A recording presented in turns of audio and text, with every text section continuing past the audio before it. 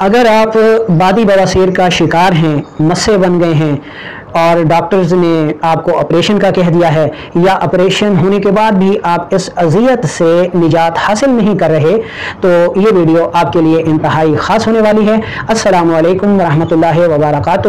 لاکھوں کروڑوں درود و سلام حضرت محمد مصطفیٰ صلی اللہ علیہ وآلہ وسلم پر اور آپ کی آل پر۔ میں ہوں آپ کا میزبان حکیم لیاقت علی کھچی اور آپ دیکھ رہے ہیں ہمارا یوٹیوب چینل ہربل ورلڈ، اور موضوع ہے ہمارا آج کا کہ جو بواسیر کے مسے بن جاتے ہیں ان کو بغیر آپریشن ہم کیسے ختم کر سکتے ہیں۔ اپنی ٹاپک کی طرف بڑھنے سے پہلے آپ سے گزارش ہے کہ اگر آپ نے ہمارا یہ چینل سبسکرائب نہیں کیا تو جلدی سے اسے سبسکرائب کر دیں اور ساتھ لگے گھنٹی کے بٹن کو بھی دبا دیں تاکہ طب و صحت کے موضوع پر ہر نئی آنے والی ویڈیو آپ کو سب سے پہلے ملتی رہے۔ دوستو، بواسیر کے مسے عضلاتی اعصابی تحریک میں خشک سرد مزاج میں بنا کرتے ہیں، اور کبھی جب قبض شدید ہو جائے تو ان سے خون بھی آ جایا کرتا ہے، ورنہ عموماً ان سے خون نہیں آتا۔ لیکن جب خون آنا شروع ہو جائے تو پھر یہ بادی بواسیر نہیں ہوتی، پھر یہ خونی بواسیر کہلاتی ہے۔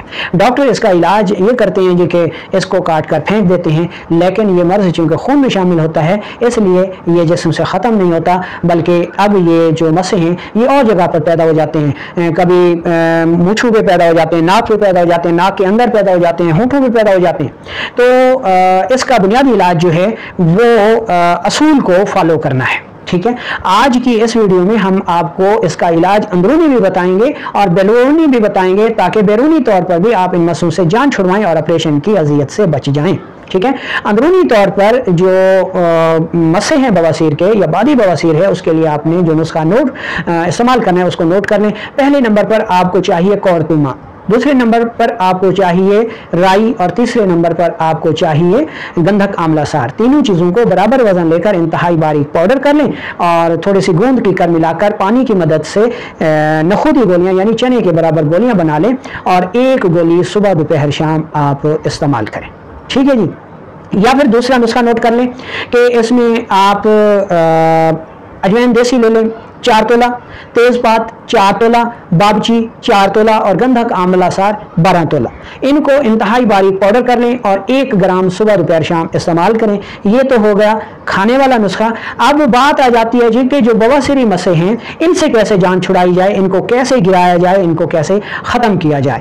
تو اس کے لیے آپ کو جو یہ نسخہ بتایا ہے کہ اس میں اجوائن دیسی 4 تولہ، تیز پات 4 تولہ، بابچی 4 تولہ اور گندھک آملہ سار 12 تولہ، ٹھیک ہے۔ اس کو انتہائی باریک پاؤڈر کر کے اس میں سے 1 تولہ جو ہے وہ آپ نے 2-3 دفعہ چھان کے 1 تولہ یہ صفوف لینا ہے کہ یہ انتہائی جو ہے ملائم صفوف آپ کو مل جائے، یعنی کپڑ چھان آپ نے کرنا ہے۔ کپڑ چھان کیا ہوا یہ صفوف 1 تولہ اور ویزلین 10 تولہ اس میں ملا لیں، یہ آپ کی مرہم بن جائے گی۔ روزانہ رات کو سوتے وقت جو ہے وہ مقد کے مقام پر جہاں پر مسے ہیں یہ لگایا کریں۔